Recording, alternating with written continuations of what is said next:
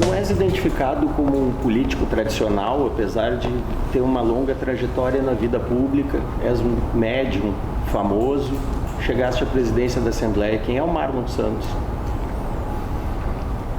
Para mim, o verdadeiro político tem que ser assim. Ele tem que ser identificado com tudo, menos com a política. O que trivializa a política, o que torna a política banalizada é exatamente quando tu faz dela a profissão. O político ele tem que ser exatamente o contrário de tudo aquilo que se espera da política. A política não pode ser profissionalizada. A política está para aquele que vem da comuna, aquele que vem da polis. Ele vem da polis e ele se estabelece ali dentro e ele não pode se estabelecer como político. Ele tem que continuar o cidadão da polis. Porque se tu virar político profissional, tudo que tu não vai te preocupar é exatamente com a polis, a comunidade de onde tu saiu. Então o cidadão Marlon é esse, continua um cidadão na política. Ele não é um político que ficou político profissional de carteirinha. Como entraste na política? Como despertar? Eu entrei na política primeiramente para proteger o Centro Mediúnico de Cachoeira. Porque quando eu fui preso por exercício legal de medicina em 98, eu percebi na hora que era uma ação politiqueira, uma perseguição política desenfreada por parte de um determinado grupo. E a partir dali eu, então, resolvi entrar na política. Por proteção, porque não tinha nada mais que me protegesse. E dali, então, eu fui o vereador mais votado do pleito em 2000. Eu tinha 24 anos, depois com 26 eu fui eleito deputado, fui o único eleito do PFL à época. E depois fui, aos 28, eleito prefeito de Cachoeira do Sul. Fiquei 2 anos fora da política e voltei agora, eu tenho 2 mandatos de deputado de novo. Tens um perfil conciliador, né? E a Assembleia ela atravessa um momento difícil, com a Assembleia tendo participado desse debate da recuperação financeira do Estado, agora a delação do deputado cassado Jorge Bacejo. Como administrar esse gigante nesse momento e num ano eleitoral? A situação do ex-deputado Bacejo é uma situação favas contadas. É aquilo que se espera de alguém que teve a carreira política sepultada pela situação que ele mesmo protagonizou e confessou mais do que nunca agora com a tal delação. A delação, ela infelizmente se voltou mais contra ele que contra qualquer outra coisa, muito menos contra a Assembleia. Favas contadas porque, afinal de contas, ele, ao dizer que a Assembleia estava envolvida permanentemente com corrupção, ele deixou de entender que, na verdade, o poder ele é incorruptível, que se alguém dentro do poder se torna corrupto e contrário ao poder, o poder o exclui, como aconteceu com ele. Favas contadas porque em ano eleitoral. E se tu pegares e quando sair os nomes, provavelmente tu vais ver que é uma retaliação. É uma retaliação porque qualquer um que viva a vida pública sabe muito bem que ao ser acusado por qualquer um, em especial por alguém que for cassado, todas as pessoas passam a olhar para os políticos como se todos fossem corruptos. Então, ele sabia bem que num ano eleitoral, ao atirar contra a Assembleia, ele estaria a achincalhar todos os políticos que aqui estão. E é possível ele ter razão? Eu acredito que é possível. Mas de todos os casos que eu conheço, que de todos os colegas deputados, até agora, não conheço nada que os desabone.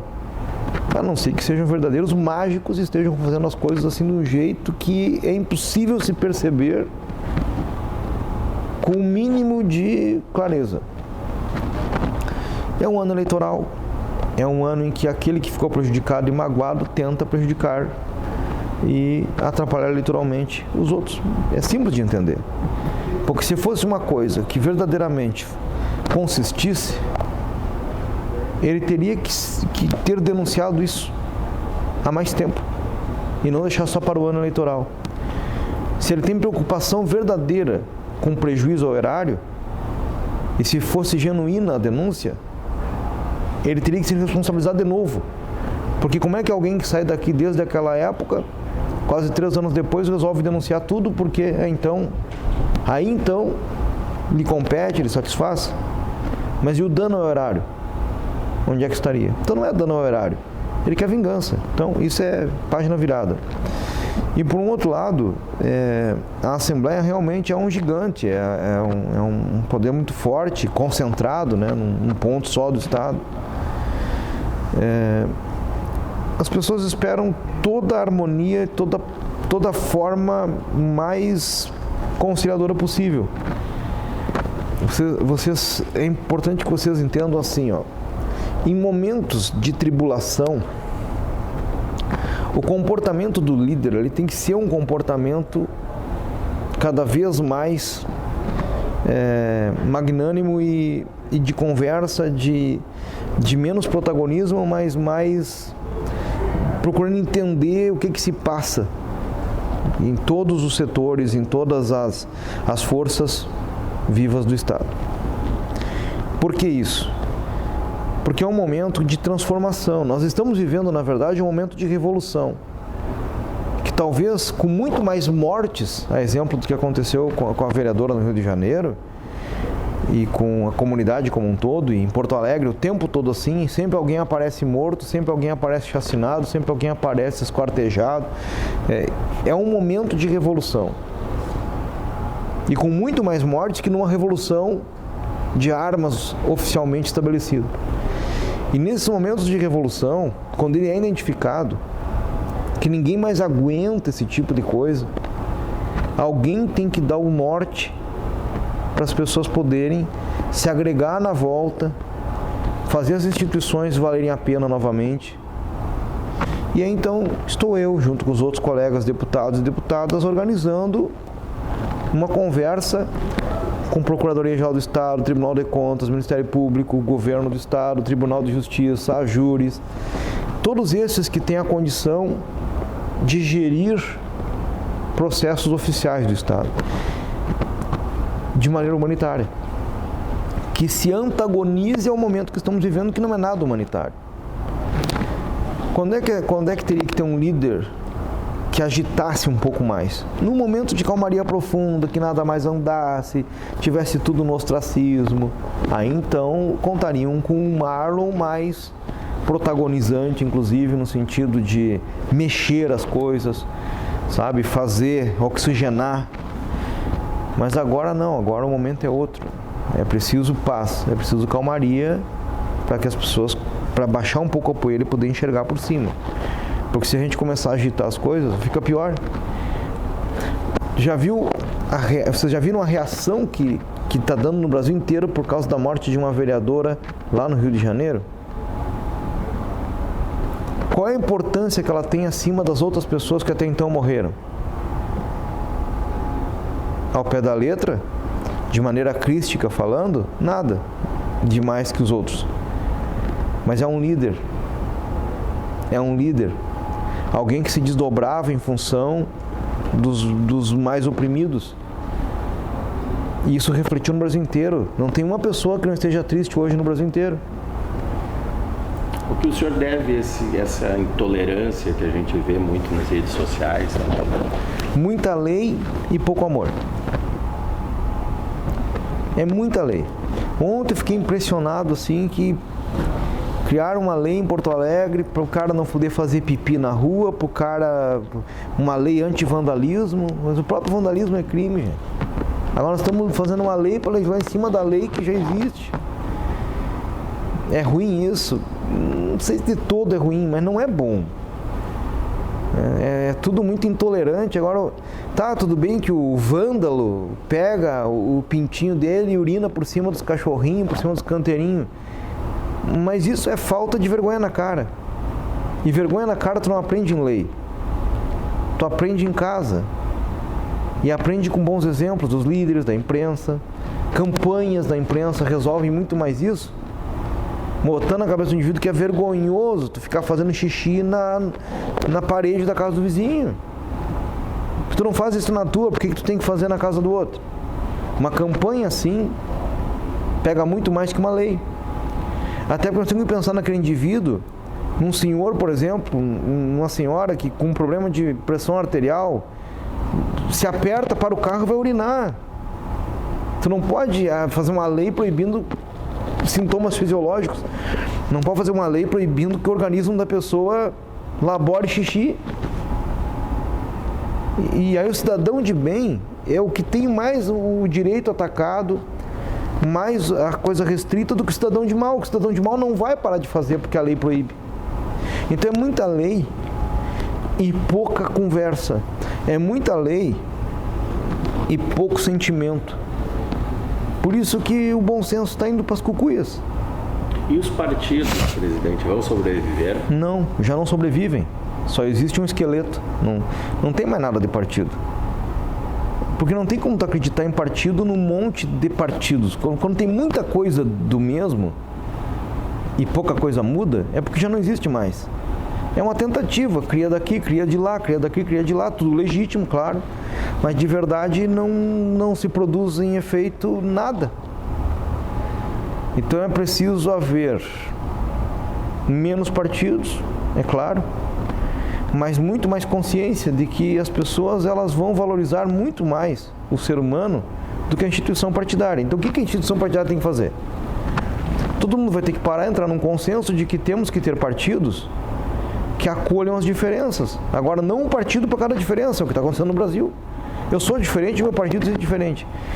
Mas o partido de verdade, ele tem que ser aquele que é capaz de acolher dentro da sua agremiação as mais variadas frentes e correntes. E ter medos de partidos. Eu acredito que o Brasil é grande demais, não só em população, mas em território. Então nós temos peculiaridades. Nós temos peculiaridades do Rio Grande do Sul, nós temos peculiaridades do Nordeste, do Noroeste, do Centro. Se tu juntar um gaúcho e um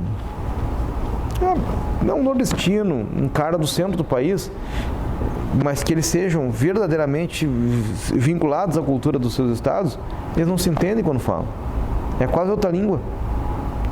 É quase outra língua. Aqui no estado, presidente, foste relator do orçamento num dos momentos de maior crise, né? Crise mais profunda aqui no estado. Tem um conhecimento das finanças. Tem solução no Rio Grande do Sul?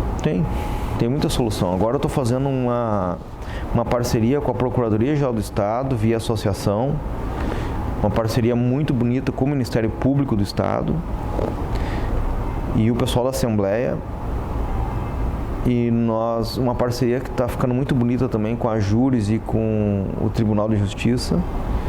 Mas nesse caso específico nós vamos fazer a PGE, a Assembleia Legislativa e o Ministério Público. Nós vamos fazer uma parceria para buscar valores financeiros do Estado de volta para cá, que a União nos deve. Então tem muita alternativa. Esse mês também nós vamos fazer alguns eventos financeiros na Assembleia para buscar dinheiro para a Assembleia, e é um modelo que vai poder ser copiado pelo governo do Estado, pelas prefeituras. Tem muito dinheiro. Tem muita forma de buscar dinheiro. Nós temos dívidas, é certo, mas nos devem muito. O que tem de dívidas cobráveis, de liquidez, que nos devem, gente que deve para o Estado, praticamente paga a metade da dívida que o Estado tem com a União. E a União tem dívidas com o Estado do Rio Grande do Sul que praticamente paga a metade da outra metade. Agora, é uma questão de prioridade de governo. A Assembleia vai fazer a sua parte, junto com os procuradores, junto com os procuradores de justiça, e vamos demonstrar isso para vocês da imprensa, inclusive. Então tem muita coisa para fazer. O detalhe é foco. O detalhe é se voltar para o que tem que fazer e fazer. Mas tem alternativa. Eu só não vou falar números para ti agora, por uma questão até de preservar o que a gente está fazendo. E por uma questão também de evitar que alguns afoitos acabem se metendo de pato a ganso, como se fala na minha terra, e acabem assoberbados se metendo em fazer cobrança sem saber fazer. A exemplo da tão falada dívida da Lei Candir, que todo mundo fala Lei Candir e poucos sabem de que se trata. A Lei Candir, na forma que é cobrada, ela nunca vai ser cobrada. Ninguém constitui um crédito verdadeiro contra a União. Eles vão lá cobrar o presidente da República. Vem cá, e a Lei Candir? E a Lei Candir? Cadê a Lei Candir? E a Lei Candir? E a Lei Candir está onde? Onde é que está o dinheiro da Lei Candir? Mas isso aí não é cobrança. A cobrança efetiva tem que ser feita através de uma constituição de um crédito financeiro contra a União. A gente sabe como fazer isso. Então tem muita coisa para cobrar de volta. Agora, não me pergunta por que não fazem. Parte por não saber, parte por não é uma diretriz, não é o foco, não sei. E a situação nacional? Qual delas? Política, econômica? Situação política do Estado brasileiro. O Brasil tem que quase começar de novo. Ele tem que ser reengenhado. Nós podemos admitir, nós vamos ter que fazer uma reforma constitucional começando o Estado brasileiro de novo. O modelo federativo brasileiro está falido. Ele é um modelo que escandaliza os municípios, torna o Estado refém e a União detentora de todas as coisas, numa abrasiva sucessão de corrupções. A nossa cultura, ela é uma cultura... A nossa cultura política ela é enfadonha. Esses dias eu estava rindo esses dias, porque dentro do regimento da Assembleia tem uma coisa que fala assim: suspendo a sessão por alguns minutos para recepcionar nossos convidados, suspendo a sessão por alguns instantes para fazermos uma foto. E aí tu olha pro relógio assim, mas cadê o instante daqui, né? O que é instante, né? Não tem instante. O que é instante? Então é isso. O Brasil tem uma brasilidade tão grande que ninguém entende que é nem a brasilidade que o brasileiro tem. Mas tem aquela coisa assim totalmente volátil, intangível. Tu marcar um evento com um político brasileiro é a pior dose que tem, com exceção minha, porque se tu marcar no horário eu vou estar antes do horário e tu não vai ter chegado ainda. Mas a maioria, nem que quer, não consegue cumprir o horário, porque o horário no Brasil é uma coisa mais ou menos, é instantes daqui, instantes de lá. Então essa nossa cultura tem que terminar. Nós temos que aprender a ter horário, nós temos que aprender a ter a dinâmica do Estado. Nós temos que saber diferenciar Estado de governo.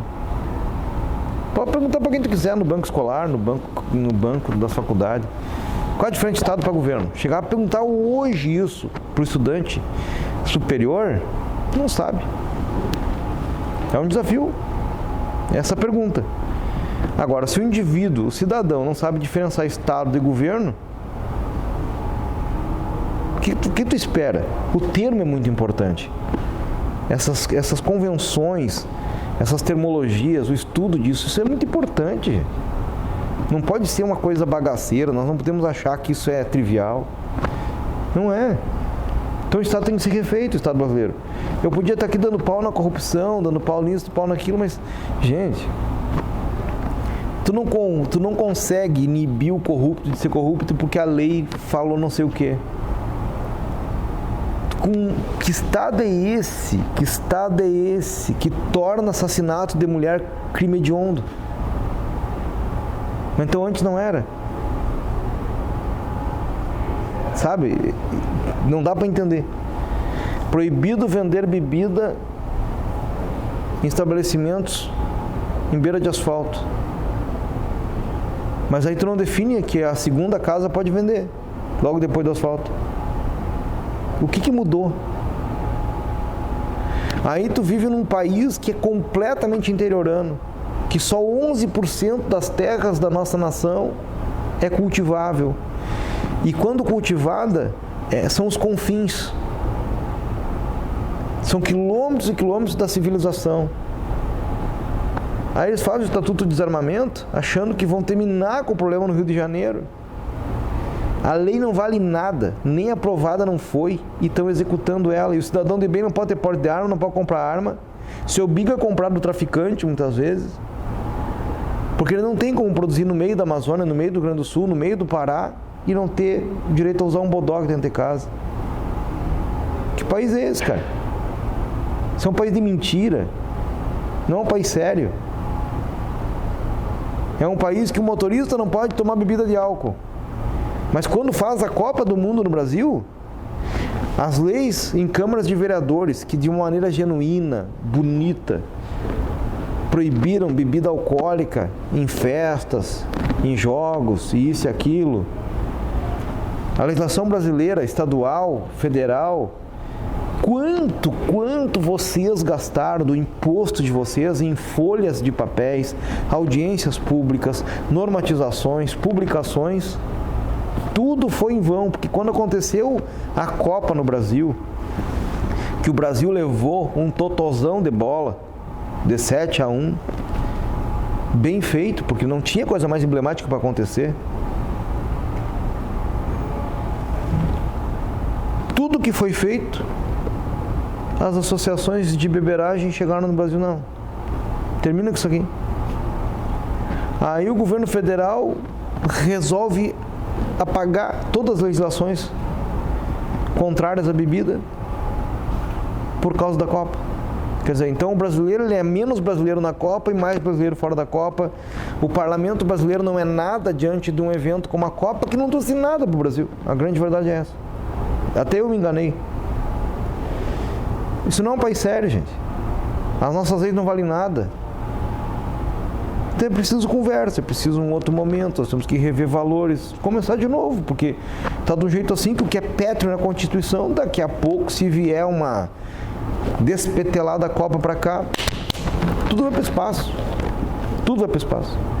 Como o senhor se define ideologicamente? O senhor não aceita esses conceitos, esquerda, direita, centro? Eu sou um estadista que pensa o Estado e um cara do povão que pensa pelo povão. E nunca entendi o que é ser de esquerda e ser de direita. Entendo porque disseram pra mim que eu era de esquerda, porque eu era do PDT. É isso, né? Quem é do PDT é de esquerda? Não sei. Mais ou menos. Pois é. Mais ou menos é brasilidade também. Mais ou menos. Não sei. Hoje tá difícil dos partidos se identificarem assim, esse aqui é de esquerda, esse aqui é de direita, né? Mas o conceito de esquerda e de direita, na verdade, no Brasil nunca aconteceu. E desde que o homem se conhece por gente, da época das cavernas, quem está no poder sempre tem contrários, e quando o contrário sobe o poder, o outro é contrário do outro. Então não sei se é de direita quem está no poder e se é de esquerda quem não está, sabe? E seus planos políticos? Eu sou um cidadão na política, eu não tenho direita e esquerda. Eu sou trabalhista, eu sou Leonel Brizola, eu sou PDT. Eu gosto disso. E o trabalhismo não é o trabalhismo do pobre. O trabalhismo do pobre é o bilionário. Desde que trabalhador, desde que produtor, desde que produtivo. Do desempregado, desde que trabalhador. Agora eu não sou do desempregado vagabundo, né? Eu não sou do rico vagabundo, não. Você não me pertence. Eu sou trabalhista. E eu na política? Não sei. Eu vou tentar fazer de tudo para ser um bom político. Eu mesmo sou apaixonado por agricultura. Eu gosto de agricultura, eu gosto das minhas atividades de escrita.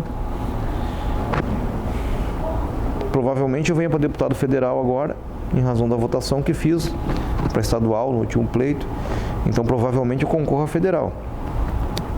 Mas o político ele é dono de parte do seu destino. O outro dono são as pessoas. O político não pode dar o luxo de dizer eu sou, eu estou, eu sou, eu. Não é assim. Porque às vezes tu vai ter que agir pela circunstância, às vezes dentro do que tu quer. Mas de verdade tu nunca vai conseguir conhecer um político de verdade que possa dizer que ele vai ser só aquilo. Não. Ou ele vai ser ou não ser, depende. Depende do voto primeiro, mas depende também do que o eleitor quer para ele antes de votar nele. Então, não é uma indefinição. Eu, particularmente, penso que as pessoas me querem como deputado federal a partir dali, a partir do outro ano. E podem simplesmente não votar e eu não ser. E tudo bem, eu vou ser agricultor, vou ser escritor, consultor, como sou. A mediunidade ajuda na política? A mediunidade ajuda a atrapalhar. Porque nós temos muito preconceito contra a mediunidade ainda. A mediunidade ela não é entendida, a mediunidade ela é um tabu. E só não é mais detonada agora porque, em razão de tudo que aconteceu comigo, as pessoas começaram a enxergar a mediunidade de um outro jeito. Mas a mediunidade ela atrapalha muito, porque tu vem do preconceito muito grande. As pessoas que têm preconceito contra a mediunidade, contra o espiritismo, né? Eu me acho espírita, mas eu não sou espírita mesmo, em razão de que o espiritismo ortodoxo nem abre oportunidade de eu sequer me manifestar. Me acho espírita porque tento ser, tento ler, tento me doutrinar. Mas a mediunidade tem nada a ver com o espiritismo. De qualquer maneira, o preconceito que as pessoas têm contra o espiritismo, que tem contra a mediunidade, reflete no político, com certeza. Aí o pessoal pensa, mas aí é fácil fazer voto. Não é fácil não. Não é fácil não. Tem gente que quando descobre que o médium Marlon é o político Marlon, já abre mão de mim na hora. Na hora. Então tem muito preconceito nisso aí. Percebeste desde criança que tinha esse dom? Primeiro, não é dom. É uma dívida espiritual muito grande. Que indivíduos que têm esse perfil mediúnico não têm dom. Aliás, o único dom que nós temos na vida, qualquer um de nós, é a nossa vida. Isso é o dom divino que nós temos, a vida. Mediunidade não é dom. Até porque Deus seria um corrupto se desse dom para alguns e não desse dom para outros. Não tem essa diferença. Essa diferenciação, um tem dom, o outro não tem dom. Então o coitado que não tem dom é um camundongo perto do outro que tem dom. Não tem essa diferença. Somos pessoas com missões espirituais específicas de dívidas do passado. Por isso tem também um jargão no espiritismo que fala, não temos dons, temos dívidas. E sim, é verdade, é dívida. Então somente isso. Então a mediunidade que me acompanha, ela sim vem desde cedo sendo demonstrada. Aos 2 anos tem eventos, aos 3, aos 4, aos 5, depois tem um intervalo dos 5 aos 9, aos 9 tem mais um evento, eventos, movimentações de objetos e outras coisas assim dentro de casa que a família acabava estranhando, mas que por serem muito católicos procuravam não entender. Ninguém sabia o que era espiritismo, ninguém sabia o que era mediunidade, ninguém sabia nada da minha família. E aí todos eles tinham essa dificuldade assim de tentar entender para tentar me explicar. E aí fica, é o filho esquisito, é o filho que tem problemas mentais, é o filho que tem certos solavancos de comportamento, essas coisas assim. O preconceito ele vem de dentro de casa, é quase um bullying. O bullying comigo ele é permanente até hoje. Eu como não esquento a cabeça e levo a coisa de um jeito mais tranquilo e diplomático, eu venho passando por isso. Agora, não queira estar na pele dos médiuns. Fala dos médiuns autênticos. O problema todo é que tem um médium em cada esquina aí que nunca ouviu falar no espírito, mas sacaneia as pessoas aí fazendo horrores, cobrando horrores. Mas os médiuns autênticos mesmo, a maioria nem se mostra, porque vem sendo destroçado, vem sendo humilhado dentro de casa. E olha que eu nem tenho reclamação muito do meu pai e minha mãe, que já não estão mais aqui, mas dentro da dificuldade deles, eles tentaram entender, nunca conseguiram, e foram entender já agora, há pouco tempo. Em 2013 os dois desencarnaram e ali já estavam entendendo, mas foi muito difícil. E como entendes dessa tua missão? Eu fui um médico residente na Alemanha, em pleno período de guerra. Os médicos espirituais que atendem no Centro Mediúnico em Cachoeira também viveram essa passagem pesarosa da Segunda Guerra Mundial. E esses destroçamentos sociais, essa coisa toda que se fez contra a sociedade nesse passado, hoje devem ser compensadas através desse tipo de trabalho. Alguns por questões medianeiras, como é o caso de Cachoeira, que me envolve. Outros como repórteres. Outros como policiais, até profissão mesmo, né? Que compensam. Então o trabalho de Cachoeira, ele é um trabalho compensatório dessas dívidas sociais adquiridas do passado. E é aí que eu me enquadro. Para encerrar, gostaria de deixar alguma mensagem? Cara, que todas as pessoas começassem a olhar todas as pessoas com um rigor humanitário. Hoje eu passei por um cidadão aqui na Assembleia que ele estava que nem um Rambo do lado do caixa eletrônico com dinheiro, e ele com uma submetralhadora parado ali olhando, só aparecia o branco dos olhos, olhando. Passei, dei bom dia, fez de conta que não ouviu. Aí daqui a pouco estou passando por uma senhora da limpeza, dei bom dia, não ouviu. Voltei nela. Eu só não voltei no cara da arma porque ele ia me dar um tiro daqui a pouco. Mas nela eu voltei, porque eu vi que ela só estava com um pano e uma vassoura na mão. E ela levou um susto. Eu disse para a senhora: minha senhora, eu dei bom dia para a senhora. Ai, bom dia. Fui dar um beijo nela e ela fez assim. Eu disse: não, vem cá que eu vou te assediar. E puxei ela e dei um beijo no rosto. Esse tipo de coisa não tem por que acontecer. E isso acontece, não é só a cheiura de quem tem poder, de quem tem mais, de quem tem menos. É uma avareza sistemática de todos. O cidadão que está fazendo limpeza dentro da Assembleia, ele pensa que ele é menos que eu, que sou presidente da Assembleia. E conhecendo os deputados todos aqui dentro, eu posso te afirmar o seguinte: quase todos aqui, sem exceção, não vou nem dizer quase, são todos extremamente educados. Esses dias eu vi um estender a mão para um senhor da limpeza. Esse senhor da limpeza não viu ele estender a mão, ele ficou com a mão no ar, ele não conseguiu cumprimentar a pessoa. Porque as pessoas já estão tão ensimesmadas nessa coisa assim de se declararem inferiores, que é um apartheid, é uma coisa sem explicação. Elas refutam o cumprimento, elas não enxergam o cumprimento. A gente está falando com eles, eles se acham tão inferiores ao ponto de achar que não são gente. Mas é deles isso.